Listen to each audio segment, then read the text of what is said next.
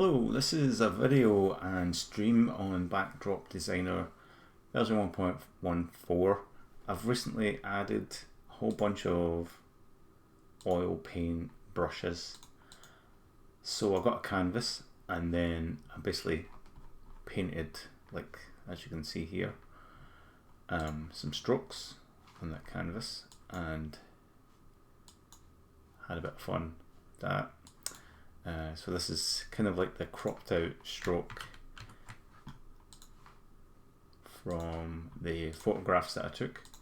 So I put them into Photoshop and cropped them out and did some work on the transparency, and yeah, and I got all these nice oil paint sort of splodges.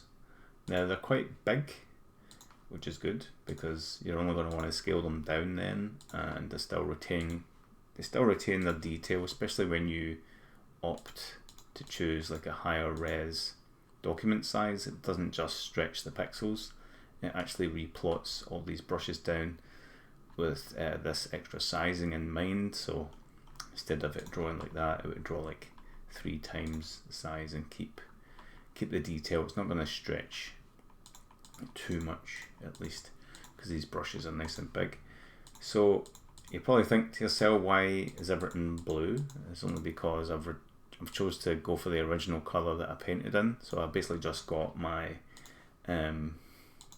ultramarine blue, which I don't use very much, and I thought, yeah, I'll just use a few dots of that. I never use very much.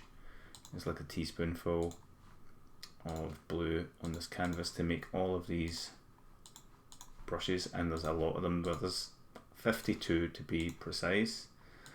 So there's 24 here, and you go to the next set, there's another 24, and the next set there's another 4. So 52 of these bad boys ready to be used. Right, I'm just going to clear all that. So you don't just have the one stroke and that's it. You can flip the scale, flip the direction and the scale, and you'll get some variation there. You can also do a tiny bit of rotational range with the random rotation on, and you'll get a little change there. You can also click on random amount, which will change the opacity values, but only based on this slider here.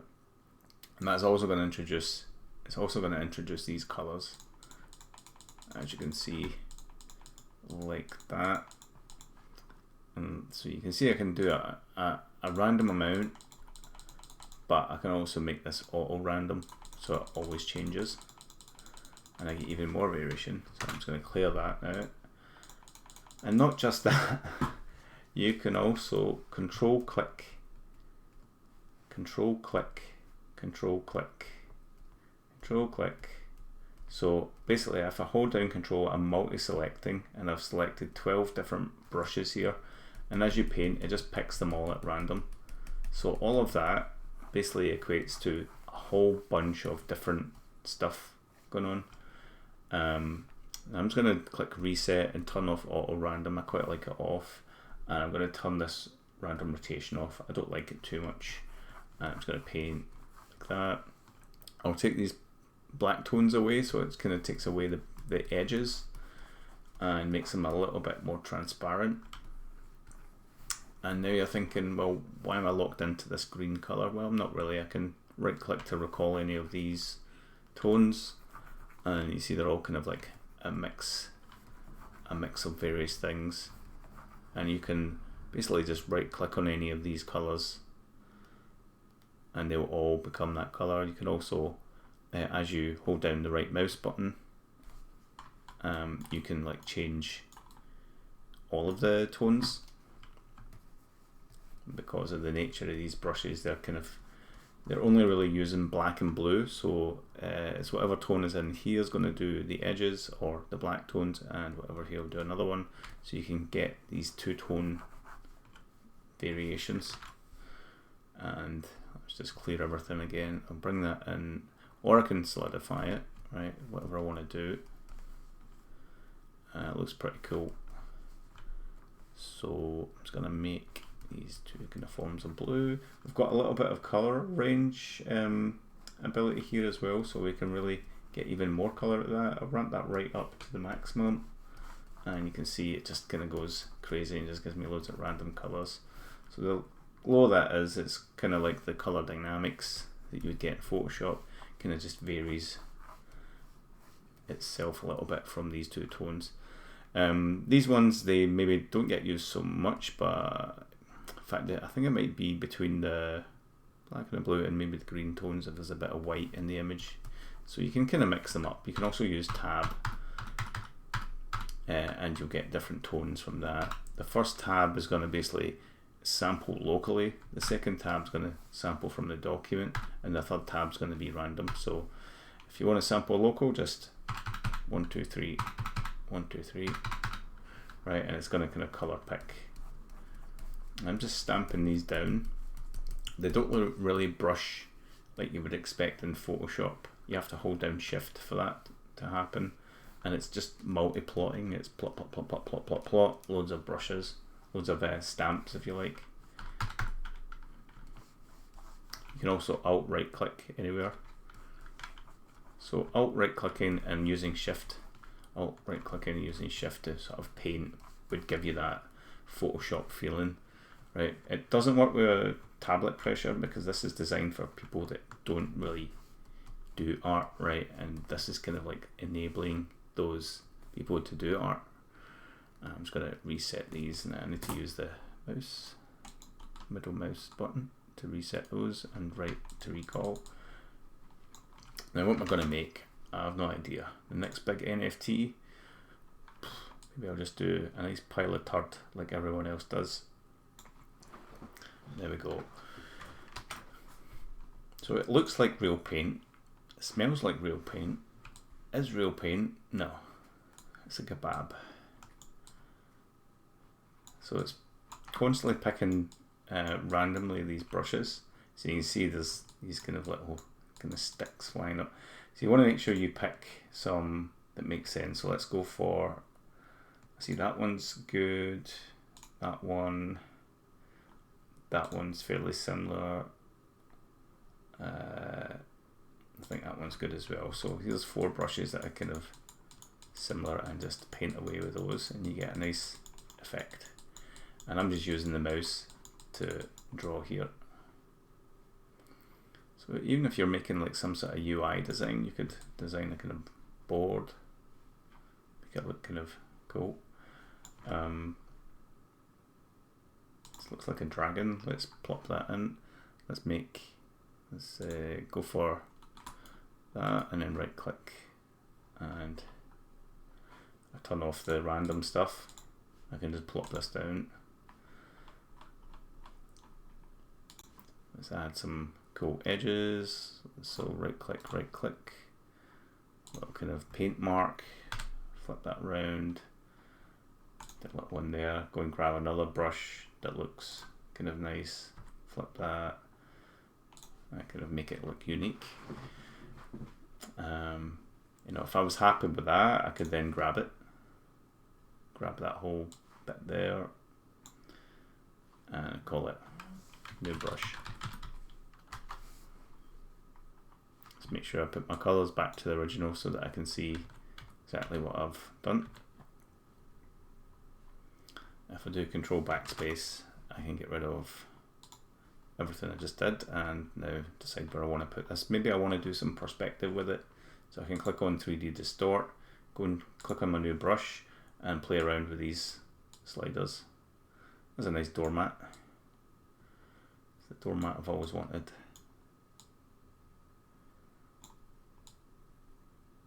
Maybe make a nice like dojo floor or something. So once I've got that, the kind of perspective I want, I'm just going to zoom out a bit. I can then like capture it. So it's captured this 3D brush, and I'm just going to choose where I want it, like that. Doesn't matter where I want it, I just want to recapture it now so I keep it forever, because it's just a temporary thing. I'll call this tilted matte, and now I've got this. I can just clear or undo my last plot, and I can use that as a kind of ground, like so. Now let's say I just want to make some oil splats underneath. I'm just going to control click a few of these. I'll tab on there. I'm going to bring that to the new colors, and I've got 1, 2, 3. So that's picking locally, right? I've got some colors here, and I can just start paint away there. Oh, I think I something. Let's do a little bit of color range.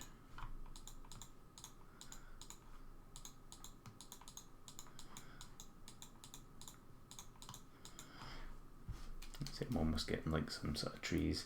So I'll go ahead and pick a different brush. I think this one looks cool. Kind of looks like grass or something. Just gonna choose this one.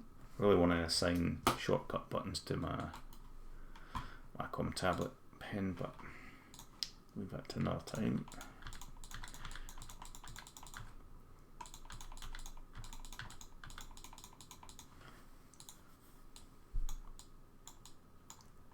And I can always like change the sky up. I just have to like right click on, oops, let's do that again. Yeah, I just have to go and choose one of these, alt and right click to pick the sky color, and then I can play around with, so let's change the range, let's do random amounts, and just kind of start making that sky look pretty cool by picking a color, drawing some tones in, pick a color, any color. Let's do some flip X, some scale. Let's bring the opacity down a bit.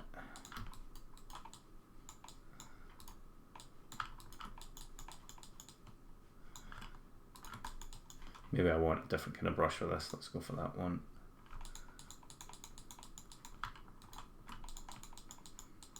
Bring the color range down a bit more.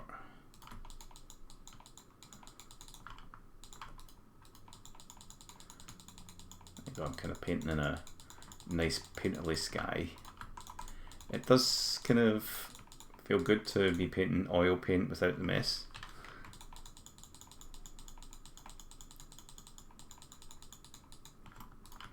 Completely with the mouse as well, so that's pretty nice. Alright, let's go. Now I want to work on a layer between these, and I've already done a lot of work on layer 8, so I'm just going to cut that out and put it down to layer 1.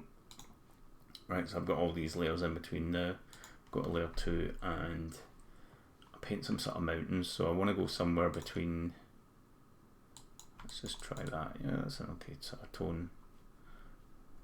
Right, and I can rotate the brush using E and R keys. Gonna choose that. Let's do auto randoms. Let's just grab a few tones here.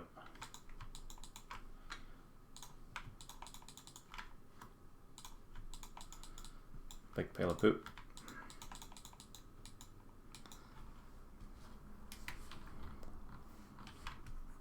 I'm kind of tired of that brush now, so I'm going to select a few random ones, alt and right click, and just bring up the opacity. I can also use the cutout amount. So if you have a look at this brush when I put it down, like that, let's go on a, almost looks like Japanese writing or something there. Let's go to a new layer here, just to demonstrate something. So if I put a bunch of brushes down like that, and I want to change the colors up, I just need to click on preview, and then I can start to change some stuff. Right, and that is going to change colors, everything on that layer, right? Because I put these in a layer of their own, I can do what I want.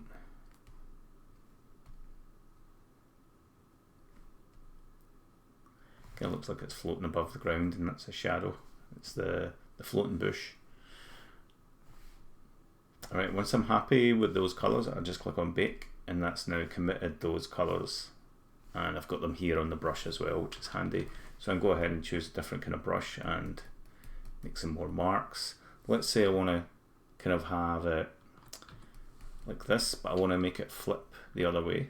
Now I can use random flip X, but with flip rotation off. Right, we should be getting, okay, I know what's happening. The angle's different. Let's just try that again. So it's flipping that way. That's flipping that way. Let's turn that off there. There we go. So flipping Y actually does that. Or flipping X. There we go. Flipping X, flipping X's. So random flip X with rotation off. Come on. Doesn't want to do it now. Okay. Random flip X. Come on. I think every time I do a stream, I always find a new bug, and I think I found one. Maybe if I flip Y.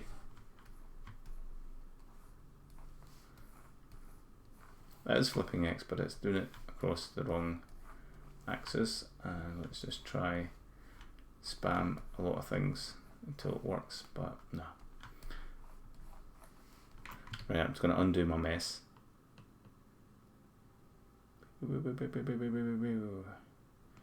Try doing that with real oil paint. It is lagging a bit because I've got a lot of these brush plots down and it's drawing them all in real time. I've yet to bring in the optimization feature that I'm really dreading to program. The reason being is that I've been here before and it was a nightmare, but I'll get a bit more experience this time round. So maybe I'll be lucky. We got a nice tree. Look at that tree. Right, so what you can do to save all this plot memory is just to merge everything. Right, and it just combines everything and plots down one image. Right, just one whole image. Now I've still got a bit of background on display here because I could see that there was a bit of transparency. So I can make new colors if I want. Let's make some little happy bush down here.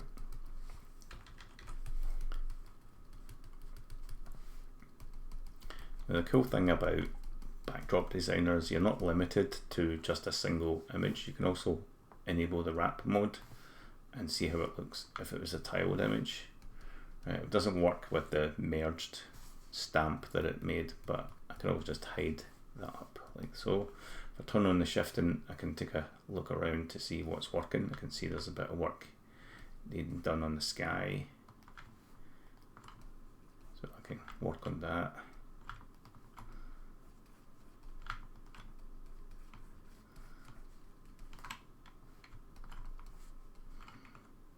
Let's just turn that off. And you can also jump into a different mode to see how it looks like as pixel art. So this is the Commodore 64. If you guys are young enough or old enough, you probably don't know what I'm talking about.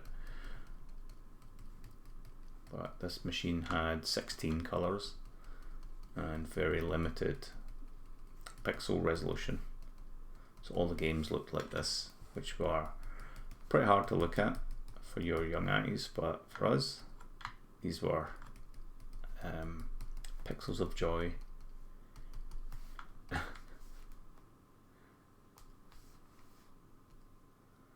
That's pretty cool. I've got a little background here that I never realised would actually happen, but it's, I don't know, it's gave me something. So it's kind of cool being able to paint with oil in pixel art style, and I can switch to different modes. So I can really go for this one and bring the dither down, even use different dither patterns.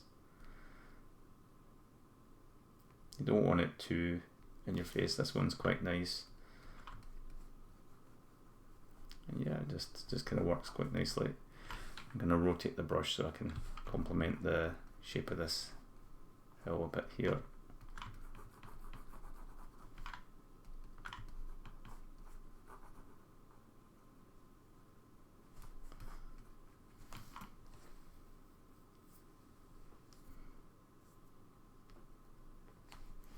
Let's see, there's a nice brush there.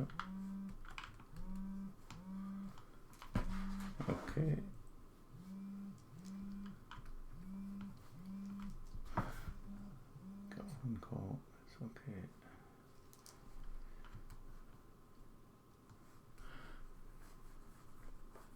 So now that I've got more pixels, I can see a bit better what I need to do.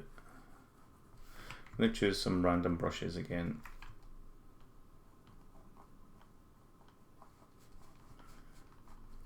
And let's actually make some new colours.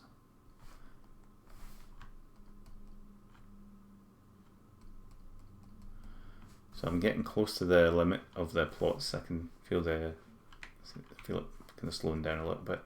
So I'll just do the merge all. That's going to grab the image and replot it. You'll see a slight adjustment, especially with the pixel mode on. It's not quite accurate yet.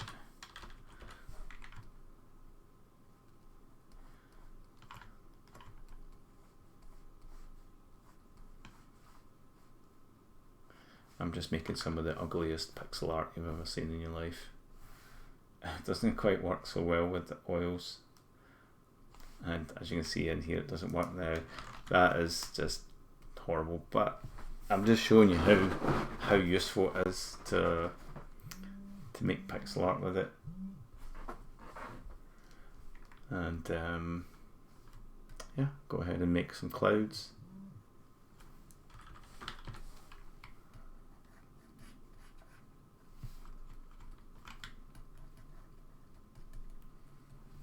Let's do that random flip X as well.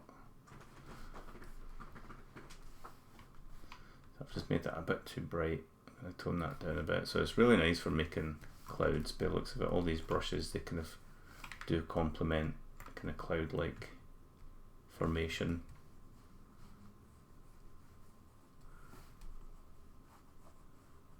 Even like getting a different color here.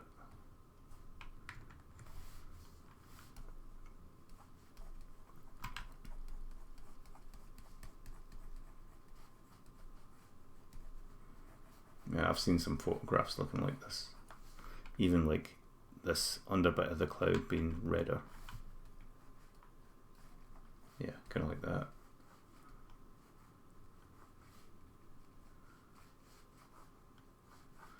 And you've got like this tileable, repeatable sky. Even if I paint off the edge here, it's going to carry on painting this side, so it tiles. So there's no worry if you go to the edge. Let's try a few other brushes.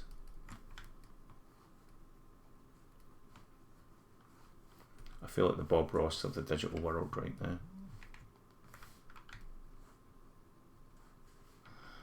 Okay, I'm just going to put the brush size down a bit and a little bit more opacity and just get some more tones in there.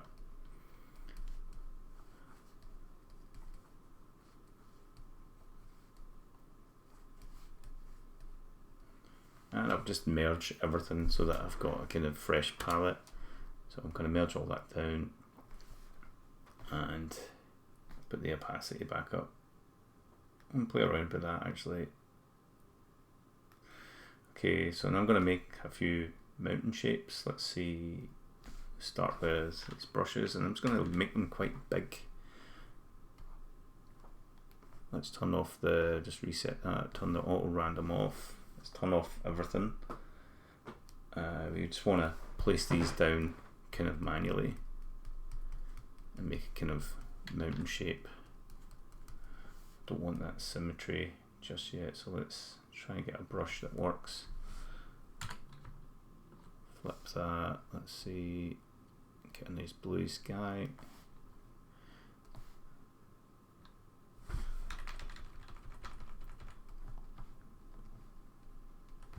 And picking the sky colour is a good way to get a kind of reflective feeling from your mountains, because they're going to reflect the sky. Oops. You can use E and R to rotate, 0 to 1 to do your opacity. A little bit different from Photoshop, but definitely useful in this case.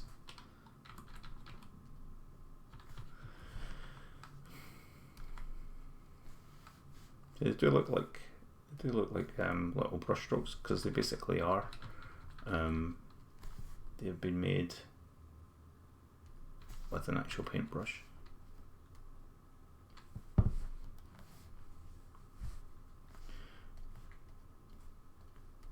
can also press tab on the actual palette to get a different range. Kind of looks like my paintbrush got mixed up a bit. But pressing tab on the document will also try, you just need to wait till this says local. Local, right, so I know that's a local grab. And then you just do 1, 2, 3, and you've always got that. Doing a local grab. 1, 2, 3. So I mean, when I say a grab, I mean it's like picking some of those colours. It is a cool tool if you're into art in a way, but it's also a cool tool if you're learning art, because this is kind of giving you an idea what it would be like to be a painter without actually buying paints, because not everybody can afford paints, or you don't have a reason to buy any in the first place. Let's make this into a volcano, why not? Let's see, we've got some nice molten lava here. This one looks good. That's another good one. Splodge. So I'm just rotating the brushes and stuff and having fun with it. And I'd say there's quite a lot of these. Maybe I want something in the foreground now, so I'm going to make these kind of green tones, so I'll just right click to fetch those, and let's actually tone each of these up a bit more. Now I can see what's happening with the brush down the bottom right here as I fine tune these. I can even choose to have some of the colours not have any effect.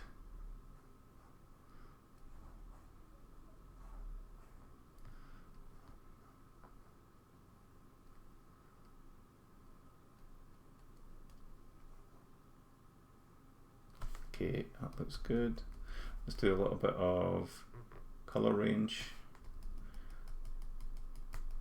Let's give us something kind of random. Let's bring some of that in. Let's tone that one down a bit. It's quite good for like mixing up your colours. Right here you can choose 3 tones, and you can basically just say you want more blue, you want less blue, more yellow. You know, you're going to get whatever's in here.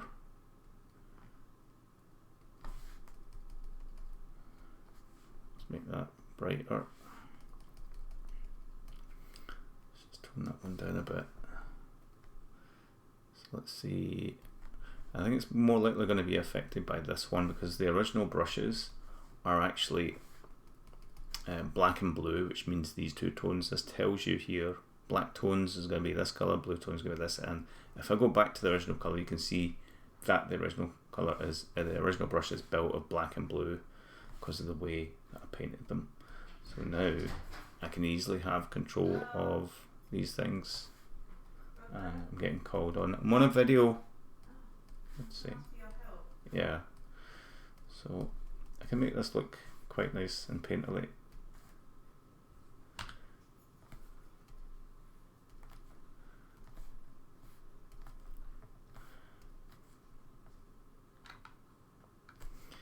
Take away some yellow, I'll be left with that one. Let's make this a kind of bluey tone. I just need to change that up. Now I can do the random amount or auto random, and it's going to just jump between all of these. Let's just control click a couple of brushes and do some auto flipping.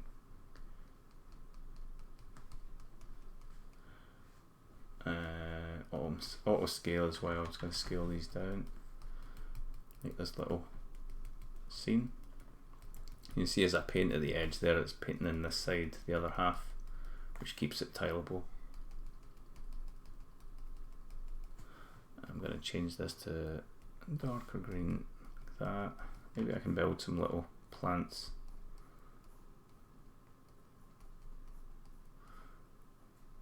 I need to be kind of clever about this. So let's see, I'm going to choose that one and I'm just going to like plop it down manually. So I'll use E and R. It's, yeah, I'll leave it in random scale. It's kind of unpredictable, so I'll turn that off. Also the flip X, I'll turn that off. I want to do like all of this manually, apart from the color. I'll let that just do its random thing. But yeah, I'm just putting this little. I want to change a feature in a second. So I've got E and R rotating, and Shift with E and R rotates faster, but I'd rather that be the default so that matches the scale control. So I'm going to change that up. There we go, got a nice little scene like that.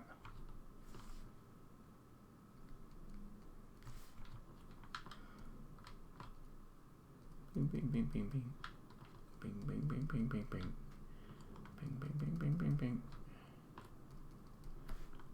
So it looks pretty painterly. I think the sky just maybe needs a little bit more painterliness.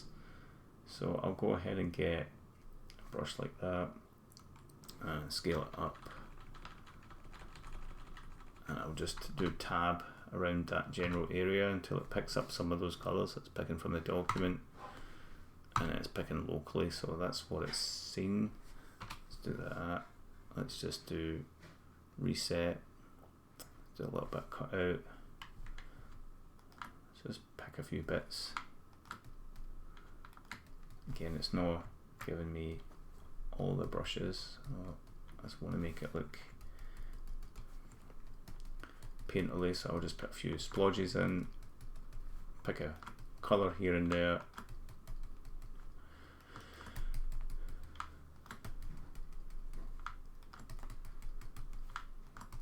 Keep this looking kind of like a painting. So I'm just using Alt and right mouse button to pick so that all the colours get affected, and I'm also letting it do the auto random. There's a tiny bit of colour range in here as well, and all of that's adding up to making this look pretty cool.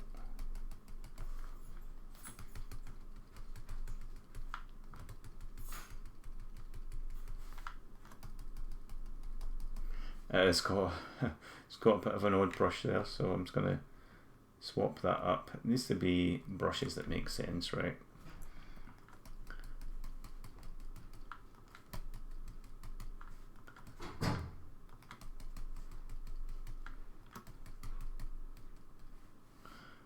Flip X and scale. It seems to be doing the same one all the time. No, it's making a few different ones.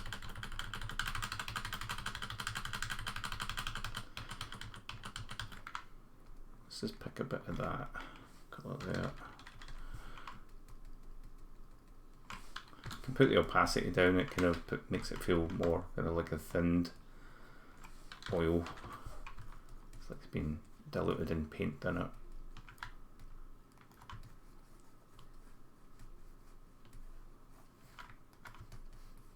And I'm just using Shift so that I get a lot more plots put down. Let's just turn this into pixel art now. So that scene works a bit better, still a bit noisy up here. You can play around with the dither range and patterns to get something that might make it work better. I think it looks quite pretty down here, but up there it doesn't. Switch to another mode.